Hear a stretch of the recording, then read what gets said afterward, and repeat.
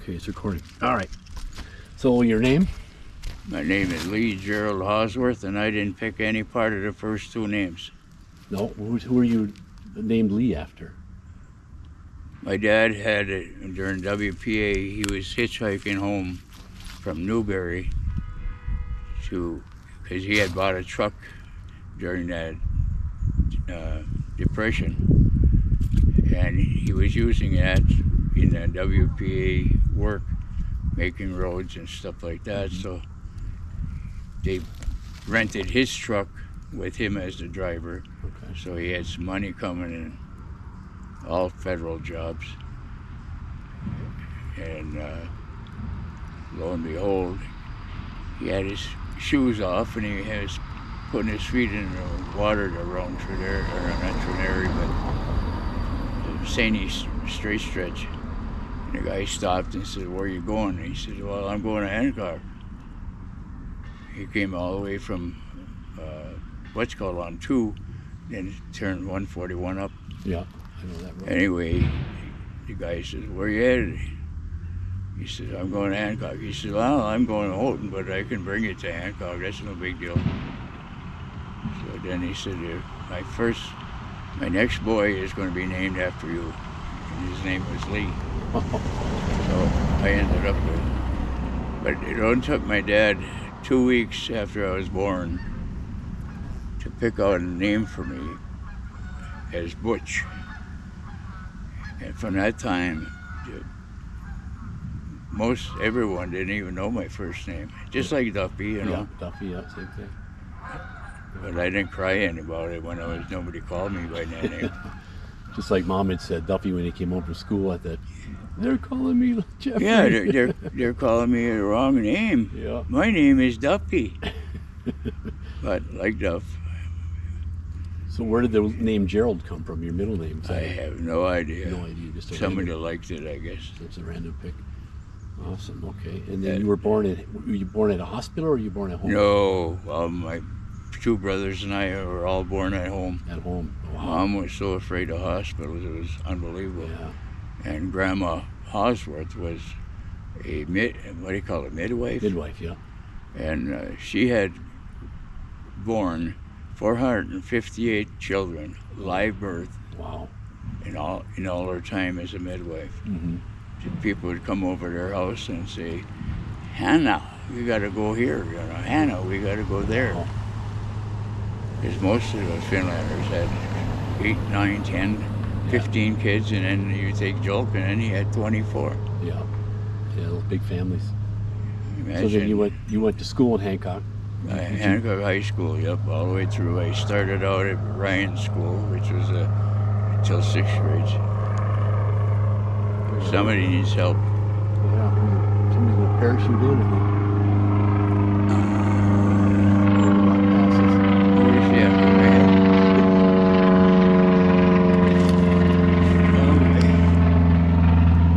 There he goes. Oh no, that ain't no Fly the friendly skies. trouble. So you went to Hancock High School, or Ryan School, for Edward Ryan was our first school. And when we were brought to school, you know, like in the first days, I don't know what everybody was crying about. You know, I didn't think of anything about it. Anyway, I looked at my buddies that I ran around with, you know, at that age. Mm-hmm. What the hell? They're crying. And then someone would say, Mama, as the mom left. My mom and dad never ever showed up at anything in the school. Uh-huh. You know, we get the word anyway on your card. But I don't know how I could get a D in conduct from a kindergarten, for goodness sakes. You know what, he put the S Yeah, yeah. all the way through. I just like to screw up. I didn't want to go to school. That must be a Hauswirth, because I had that same thing.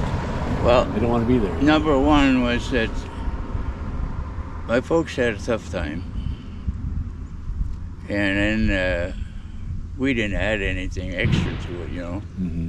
which is a lie. because school costs money and all that stuff. Yeah. When safety patrol, I was voted captain in the 5th grade.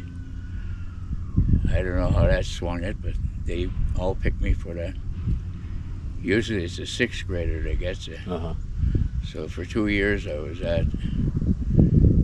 And then on my last year, Mrs. Rova says, you have to go to the, what is it called?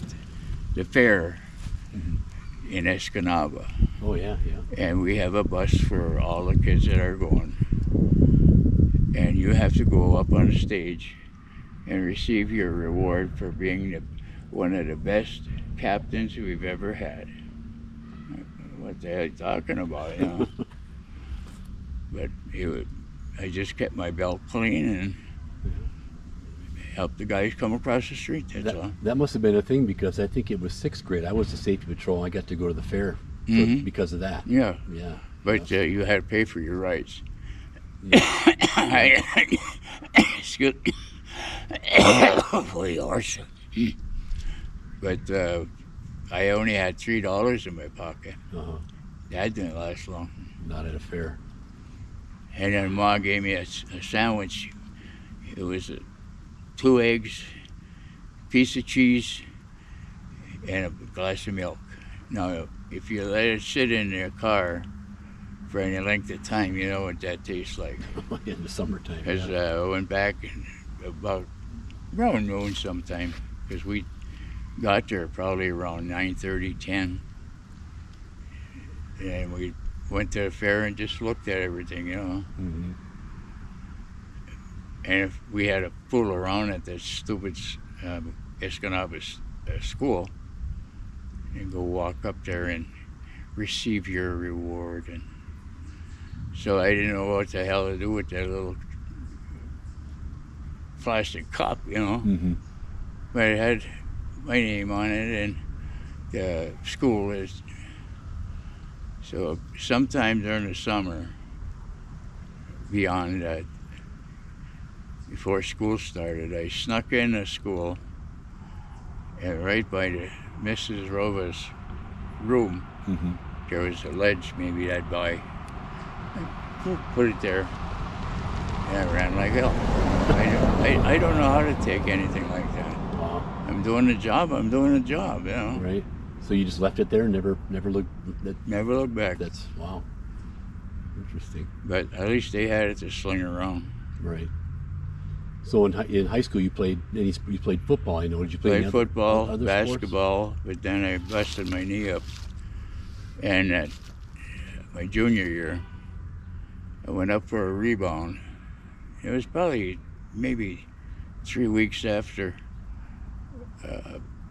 football season. And I come down on my right leg, and it just crumpled.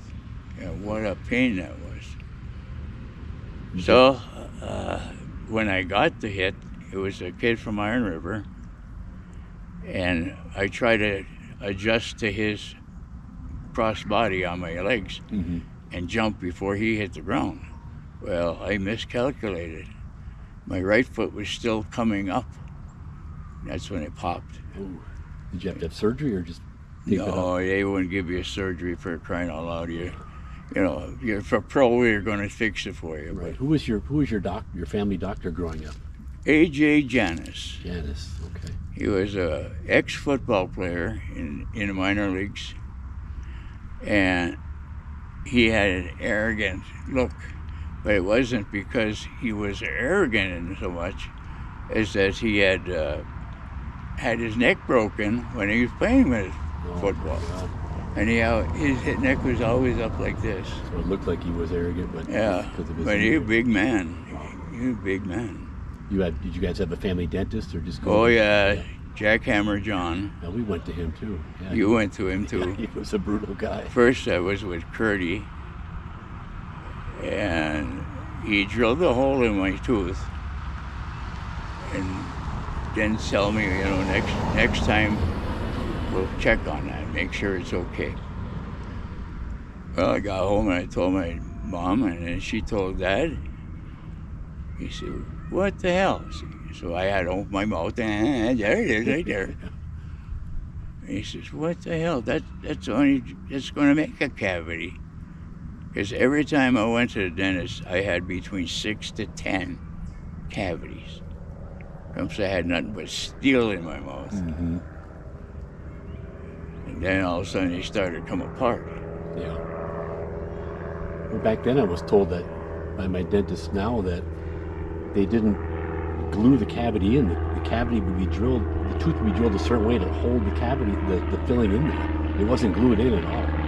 So as you age, the tooth wears out a little bit and there's Pops out, yeah. I didn't know that. Well, when you're eating hard things too, they pop out. Yeah, teeth take a beating. George Alt broke his front tooth on Wheaties. That's what it was. We had a bowl of Wheaties that morning. Boom! What the hell is this? And he got up like that, and his half of the front tooth was gone. And he said, "Phew, here it is."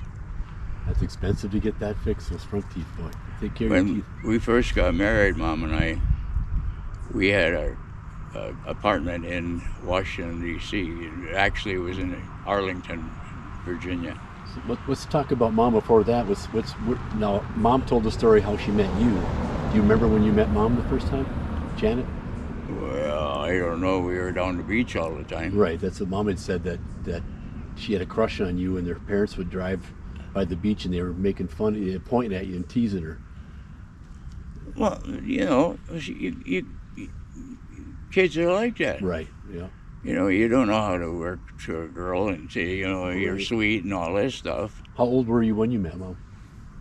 I was 16 and she was 15. 15. Okay. She's a year behind me. She was 65 when she passed. And I know that time, 1:45 a.m., 24 August. It was a hard time. It's hard to watch that. 2008. She was an amazing woman. And she's loved and will always be. So She you was guys a good get lady married? to me. Yeah, I don't know why she even chose me, really. I felt like a bum all the time. Yeah, she was smarter than she looked. Well, when Billy was born, I was already in the South Atlantic. Mm-hmm. And I had a dogfight to try and get off of that USS Boxer. It was a scum ship from hell. And that was during the race riots and all that shit, and we had a lot of that stuff going on. That was in 64? 64, yeah. So how did you guys pick the name William? Where'd that come from? That's all your mom's. Just Mom said, just something she I said, what's the matter with Billy Bowl? Mm-hmm. Oh, no, that's too southern, she said. We know where Frederick came from. That's her dad. Pardon? And Frederick, his middle name, came from Right, Grandpa right. Davis. Yeah, Now my name, Michael, where'd that come from? Michael. Mom just picked that? Yeah, picked it. George is your middle name. George is my There grandfather. you go, ding dong. Yeah. My dad's name. Jeffrey. And Jeffrey Lee, my name. Yep. And Dave got to pick his own. Yep, Dave. I was so jealous of him. He got to pick his own. I was so jealous. David James. Yep. I'll never forget that. I was like, And I'll tell you, I love that kid as much as you guys. I'll tell you, he's the family. He's had a rough road to hoe right from the first day that he was born. Mm-hmm. And nobody figures out why his dad was as rotten as he was. He was supposed to have been a very nice, gentlemanly guy, but when he got home from Nam, he never got any help. Mm-hmm. That's Dave's biological dad? Yep. Yeah. And he beat up on his wife, and David would never go into a bath. Mm-hmm. He'd always be saying, "It's too hot, too hot, too hot." And he'd been burned a few times that way. Mm-hmm. Yeah, Dave has just never been. He's been away from everybody. That's his life. That's how he wants to live. Then, congratulations, Dave. Go for the gold. He's a good guy. We all love Dave. And I miss Bradley too, because Yeah. I used to give him a hard time. Yeah, Bradley's a good guy. All those kids are. And Ashley or Gavin now, that's cool. Nothing wrong with that. They're good kids. But it's funny, like, I love you guys greatly. I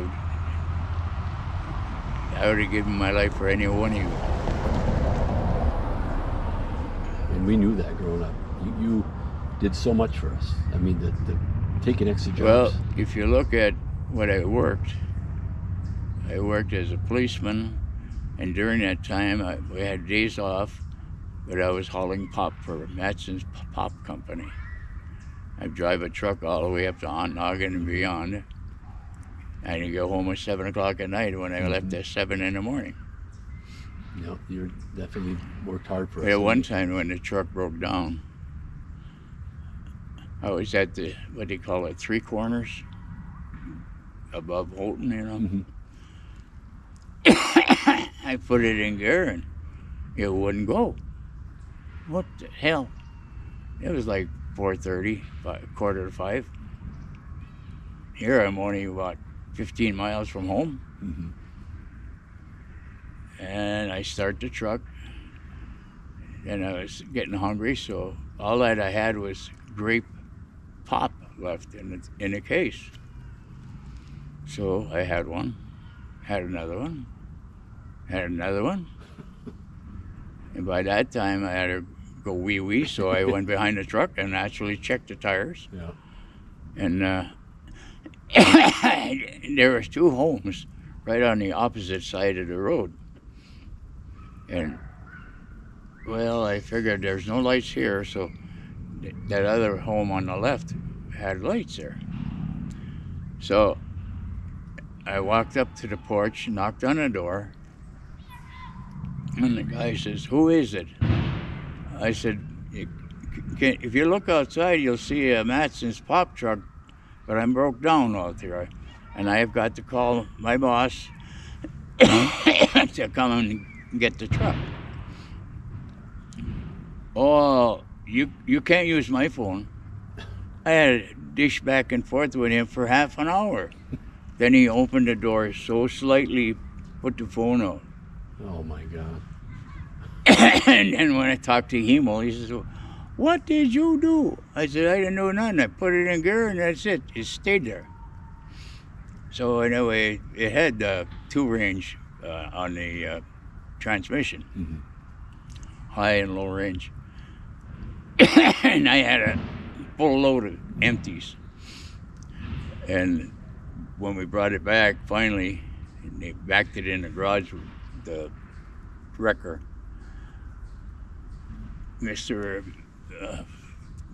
Mrs.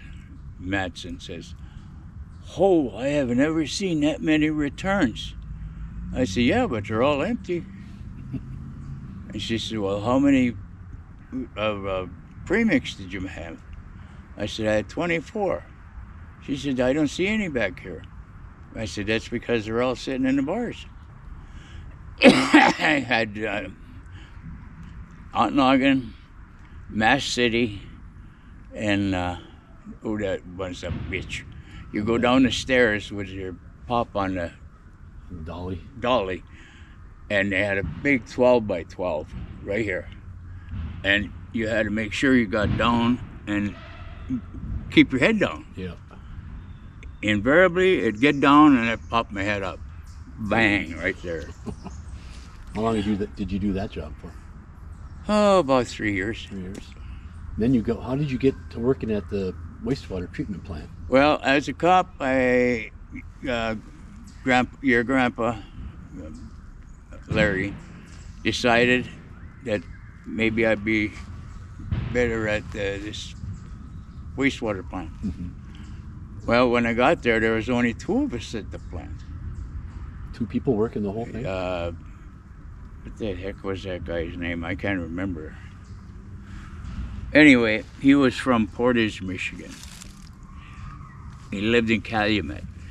Now, why he didn't live near the plant is beyond me. Mm-hmm.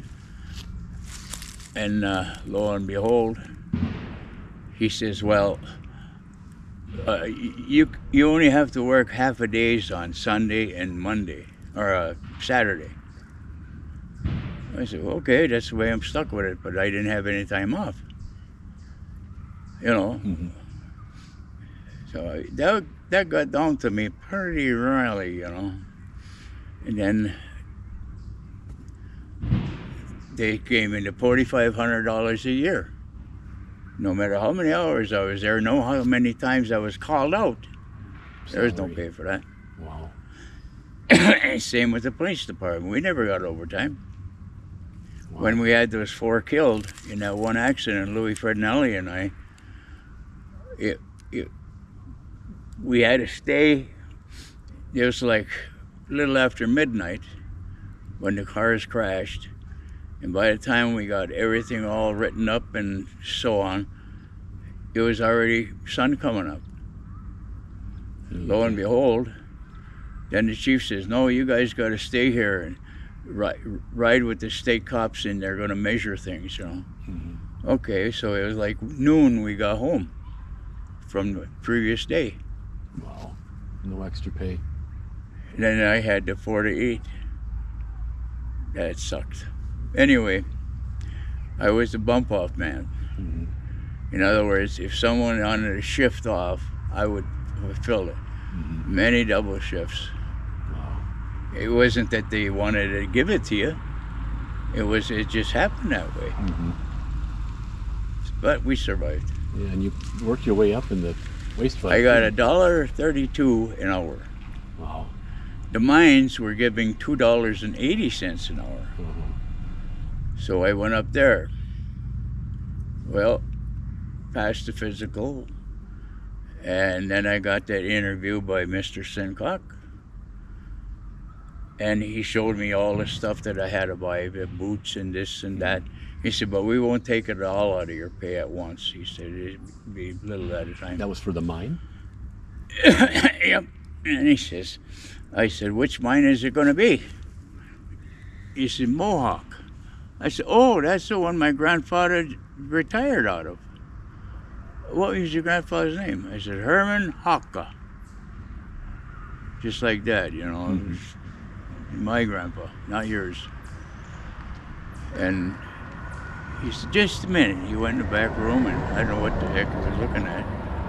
Lo and behold, come back, and he says, your services aren't needed. That was because of 1913 strike. Yeah. Grandpa was one of the strikers, and he was in charge of a group of men. Wow. I thought, boy, oh boy. You got blacklisted for that. Yep. Wow. And that's like Jack Crawford and I, we went to, not AT&T, National Cash Register. They were looking for people. So the guy says, you did this in the Navy. I said, well, naturally, I've been trained in electronics and so on, you know. So he said, well, things are pretty good, but I have another interview. And I said, where is it? He said, up in Calumet. I said, oh, the only one I know from Calumet that's looking for work is Johnny Crawford.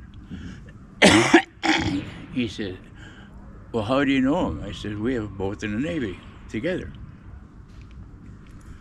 Well, needless to say, he got the job. But his father was friends with this guy. That helps. From National Cash Register. That helps.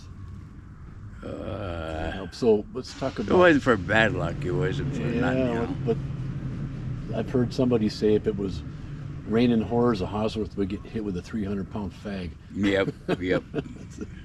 I don't play the lottery for that. I mean, I just don't have that kind of luck, you know. You just got to make your own luck. Oh, that reminds me. I played the lottery. I got 2 tickets at home. I haven't scratched off We'll yet. check them out. So let's talk about Grandma and Grandpa Degas, Marge and Larry. How were those guys to you? Well, I didn't get to know much about... Grandpa Degas was a beautiful person. And I always remember him on his kickback chair. Yep, I remember that chair. That was his chair. With that ashtray on his belly. And he had the ashtray in the middle, and every one of his T-shirts would have holes in it from the cigarettes. Yeah. Winston Lights, I think he smoked. No, it was the Kemp Okay. with the micro filter or something like that. But he was another Navy veteran. He says, I should have stayed in. He says, I should have stayed in. He said, but after 4 years, because he was at war in 1940. Mm-hmm. The 15th Division was pulled out of Hancock-Houghton area and shipped to Boston. And they had a big ship overseas. Mm-hmm. They emptied all of the pockets out of there and changed the rooms, so they had a troop ship. You know, when you're 5 high in a hold and yours is the top bunk, you're the only safe one, because you can throw up and nobody's going to be behind you. Right. But the poor guys down below, they got to pick their times. Yeah. But they was on that, and I believe that's what caused his cancer. I honestly do. Yeah, was it the tearing out And of asbestos? what the heck Hool was that? Joe Hool. He finally ended up with cancer. And I honestly believe his naval service did that to Yep, him. that was the asbestos they were tearing out, wasn't it? Yep. Yeah. And I remember many times that when we'd have a yard period or tender availability, they'd be working in our area, Mm-hmm. and one of us had to be fire watch. And so the guy'd be working, pulling off that plasterboard off of the walls, and he'd use a heat gun on this and that. And then he'd say, well, time for a break. We'd pull our masks down, and Smoke a cigarette. you couldn't see you. Yeah. I mean, it was so dusty. Young and dumb. Yeah, we used a product, what the hell was it called? Anyway, it ate up the oxygen. Mm-hmm. And it was known to be dangerous, so they were phasing it out in the Navy, but you didn't throw it away. Yeah. You had to use it away. Oh, Christ. They knew it was dangerous. You know, So what about, like, what were your grandparents' names on, like, your dad's side? My dad's side, well, Grandpa, his family came from Germany, and they lived in Salo. Actually, my dad was born in a log cabin. Mm-hmm. He was the second born, and at that time they only had Auntie Edna as the head honcho. Mm-hmm. But Grandma, Hannah, and Henry were on the Hancock Canal, and the house now has been added to and everything like that, but that one part is still a log cabin. Wow. What about on your mom's side? What were your grandparents there? Grandma Oila, right? No, Grandma Oila was, she remarried years after Grandpa had died in 56 or 54, somewhere like that. What a fitting idiot.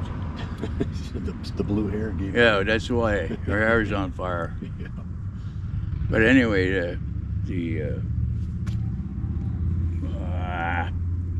the hell, lose your train of thought when you think. Talking about the No, okay. Grandpa Vivian's. They lived on Hancock Street, and they must have lived there a long time, because right where their last home was, Mm-hmm. you know, in that rented building, and they finally bought the rented building, and they had the bottom rented out.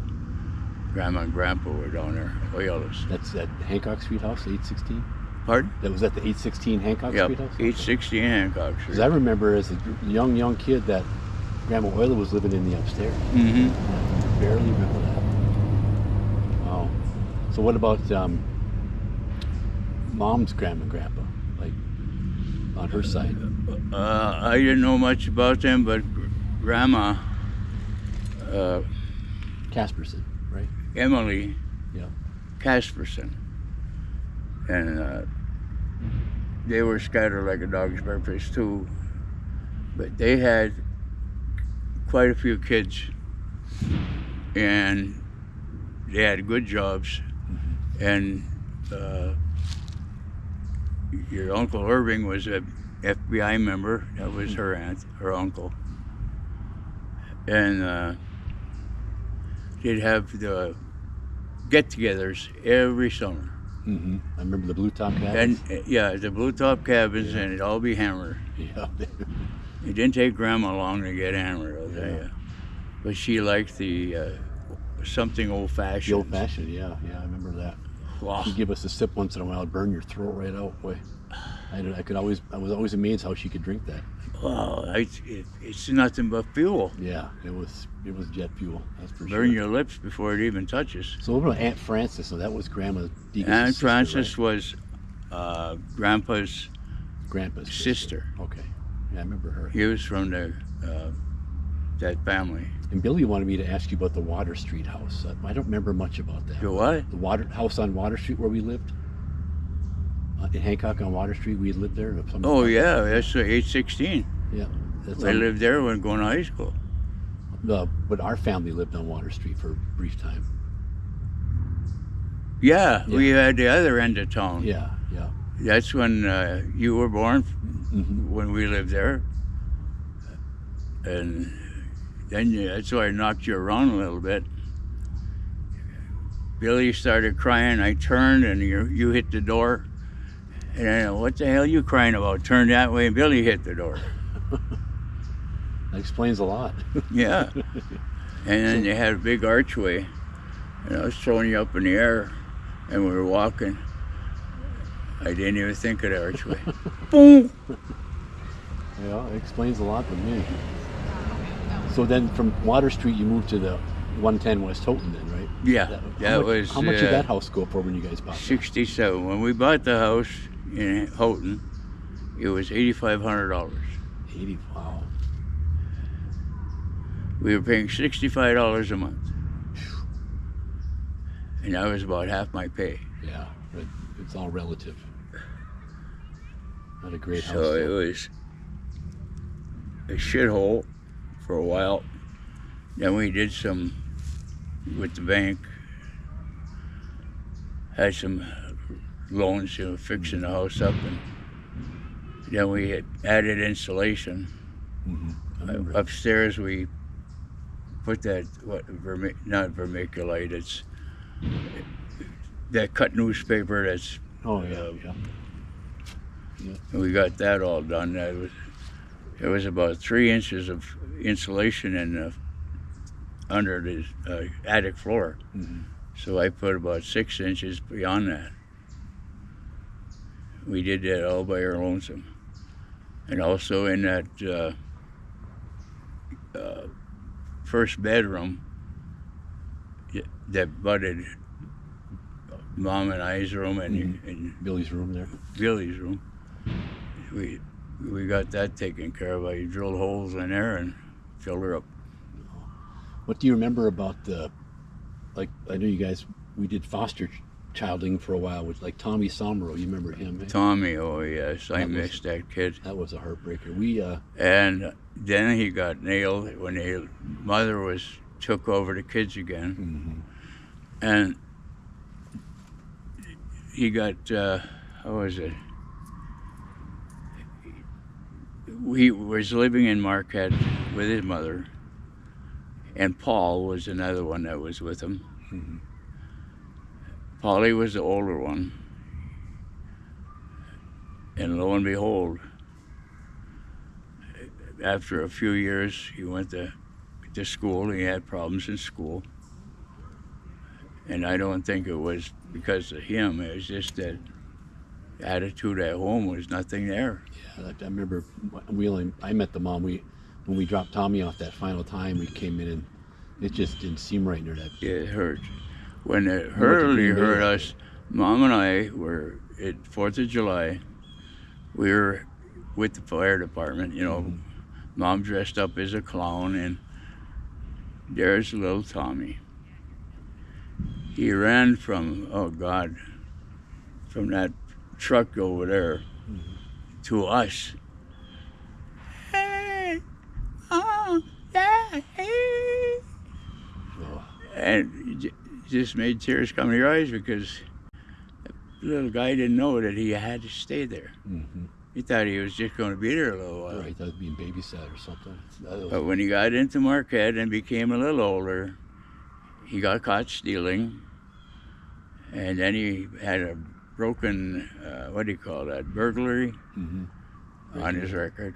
Oh, Jesus. And I understand that he did finish college and all that, and he's an engineer of some kind. You know, I don't know, civil engineer or something. Okay. And I've got the. And he fit in this Finlander house just perfect. Yeah, he was a good kid. Yeah, and then when According to my, what do you call it, genetics, I'm 93% Finn. yeah, And I don't know how the hell I'm 1% English. who knows? And what else is there? But I remember when Tommy went away, and then Then we took off. We went Green to Bay. my buddy's house in West Liberty, Iowa. oh, okay. I thought we went to Green Bay, but I could be mistaken. But I remember when Dave came to the house, and I was like, Do you He- give spankings here? Is the first question he asked. Dave asked that. Mom says, well, if you deserve it, but you're going to have to get the spoon, Yeah. and I'm going to ask you how many times. He was bad enough, but he had a propensity to lie. Yeah. Well, look what he went through. You know, I mean, that's what saved him so far. Yep. But I remember when he came to the house, I'm like, he's not leaving. Like, we're not giving him back. No, And thank hell God we no. I love Dave with all my heart, I'll tell you. Me too. Especially when his house went. Oh my God. I know. He's getting it put in now, though. Looking good. he has a new house. Yeah. He's doing all that work himself too. I mean, he's a workaholic. Well, that it's, you know, it's the only way that you can make Yeah. a house anymore. Mm-hmm. So let's talk about your military service. How long? When did you enlist, and when did you? When I enlisted, it was in 1959. 59. What year? That year you graduated? 59. I know I graduated in 60. 60. How did you? They let me hang around town, Oh, okay. and I had to go to reserves and all that shit. And, but when I got out of there, in that 1 year, I had made seaman, which is a big plus, because they think you already been through this shit. Mm-hmm. Well, when I went regular Navy, there was no such thing as boot camp. It was, here, you're going to school, you're going to learn that. If you don't learn that, we're going to send you out. Wow. And that's what they did. They sent me out. Did you pick the Navy because of Grandpa Larry or My uncle, your uncle? Uncle Calvin. Okay. He was one of Mom's brothers. He was the only one that was in the Navy for World War II, all the way. And he was blown off of 3 ships. And he said to me, he says, don't you ever think that you're going to get a month's goddamn time off if you go land in that water. He said, we were 5 days waiting for somebody to pick us up. In the water 5 days? Yep. USS Chicago. It's funny because in World War II, we never fought at night. Japanese always did. And they trained for it. You know, for taking their 16-inch guns and blow somebody up. Well, that's why we lost a lot of ships early in the war. Wow. If it wasn't for mistakes by the Japanese, God knows we'd probably be speaking Japanese today. Mm-hmm. Wow. So what's your service in the fire department? When did you join the fire department, Houghton Fire Department? October 17th, 1975. 1975. And you didn't retire that long ago from there, right? probably 15 Yep, years ago. I retired out of there 2010 or 11. Okay. No. Yeah, 2011. Because then I moved from here down to, not here, From Houghton dum-dum. I moved from Houghton to here. down here. Right. Wow.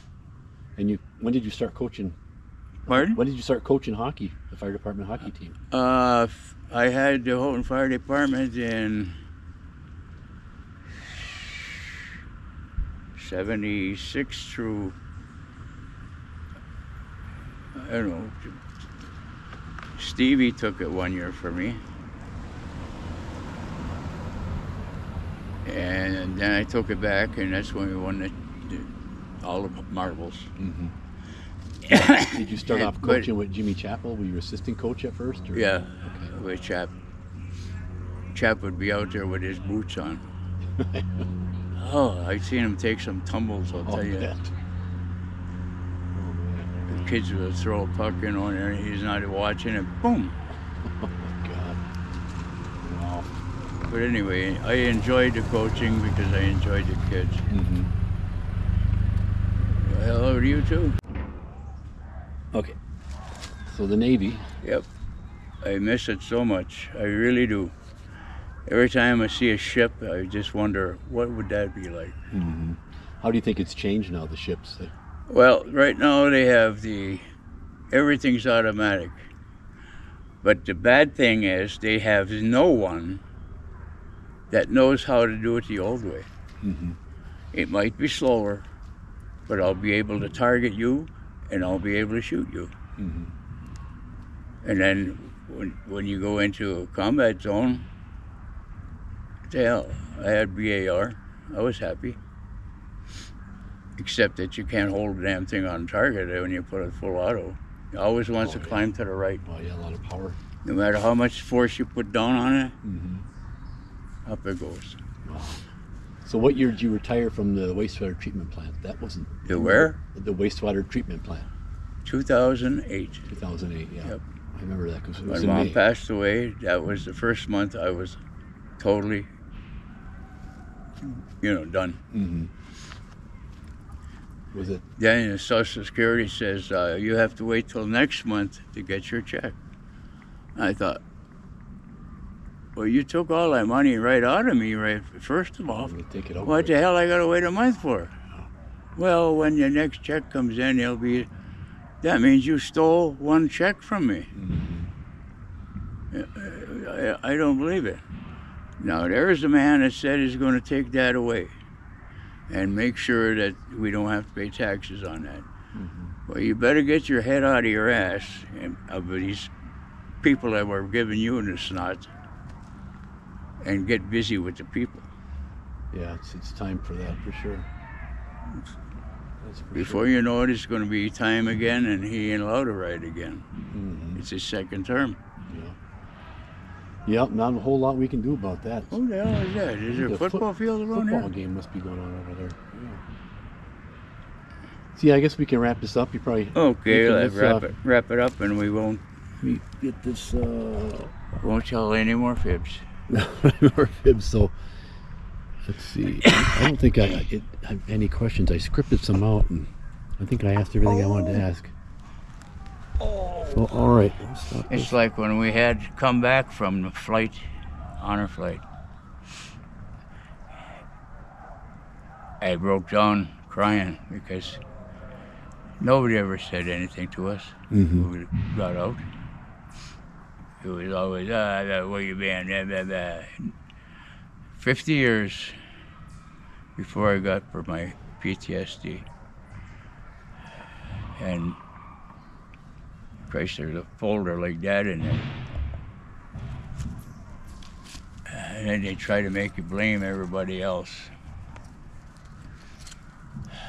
You dirty bastards.